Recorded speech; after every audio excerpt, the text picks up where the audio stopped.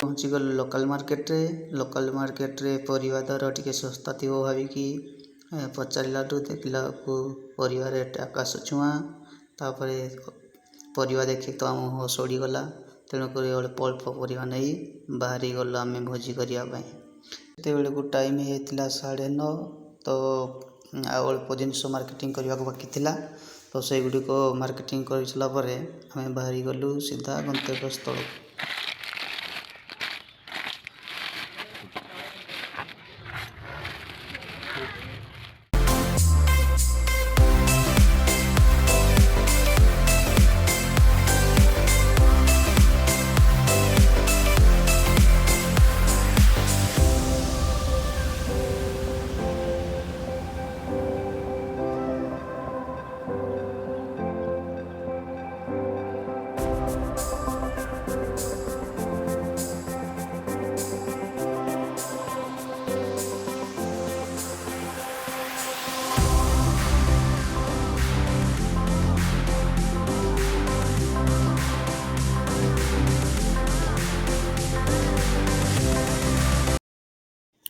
Finally आम आसिक पहुँची गलु picnic spot रे।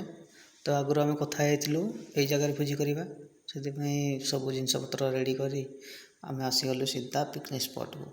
आउ चलतु देखी नवा चारिआडे व्यू केमती देखा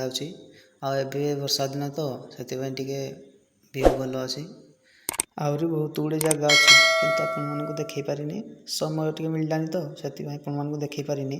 तो आउ चेष्टा करी आउ के देखापी प्रायतः ये जगार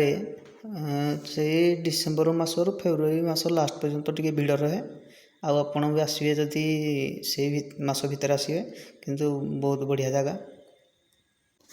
फाइनाली आमर रोषे आरंभ हो गला तो सी तार कौन गोटे रोषे कर दिन उपर बसिकी फोटो उठार व्यस्त अच्छा रोषे भी आमर अल्प समय भितर सरीज प्राय सब जिनस सरी आसलानी तो ये आमर भात हो जापर सालाड हो जापर छतु डाली आउ से पनीर टिके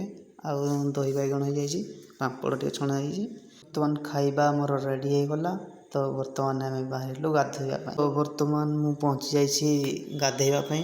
तो मो पचर देखी पारे केते पानी आसुची वर्षा दिन तो से पानी पूरा गोलिया हो जाइए तो देखिपे केते पानी आसुची साइड व्यू देखी नियंतु।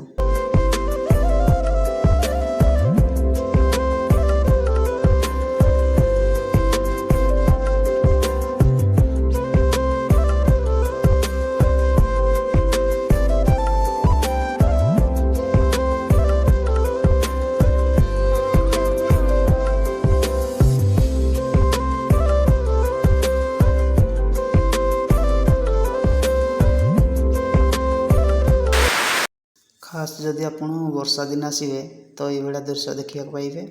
नचेत अलग दिन आसिले पानी टिके अल्प आसे तेणुक ये दृश्य देखा।